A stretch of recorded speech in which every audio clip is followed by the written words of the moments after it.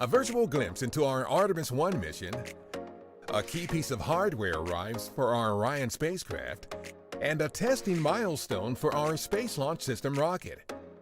A few of the stories to tell you about this week at NASA. We've got an online video that shows what you can expect to see during the upcoming launch of our Artemis 1 mission, the first uncrewed integrated flight test of our Orion spacecraft and Space Launch System or SLS rocket. The video shows the pre-launch sequence at our Kennedy Space Center in Florida and all the flight operations. The primary goal of Artemis 1 is to assure a safe crew module entry, descent, splashdown, and recovery. You can check out the video at go.nasa.gov/Artemis321. On July 10th, the heat shield that will protect astronauts during the re-entry phase of the Artemis 2 mission, the first flight of SLS and Orion with a crew, was transported to the Neil Armstrong Operations and Checkout building at our Kennedy Space Center for assembly and integration with the Orion crew module.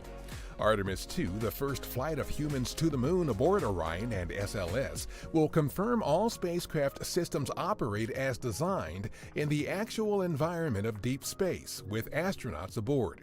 Our Artemis program aims to return humans to the moon by 2024. A milestone at our Marshall Space Flight Center where structural testing of our Space Launch System rocket is more than halfway complete. The rocket's liquid oxygen tank structural test article, the last structural test article, was recently delivered for testing.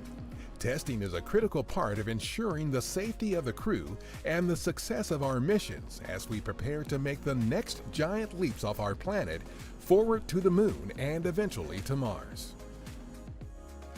We hope you will join us in celebrating the 50th anniversary of our first giant leap, the Apollo 11 moon mission. We'll look back on the historic mission and forward to the future of exploration to the moon and Mars with a live 2-hour television broadcast at 1 p.m. Eastern on Friday, July 19th, followed by a special STEM education-themed show at 3 p.m.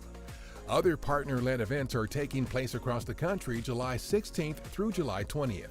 A programming note, due to the Apollo 11 coverage, the next This Week at NASA will air on July 22nd instead of July 19th.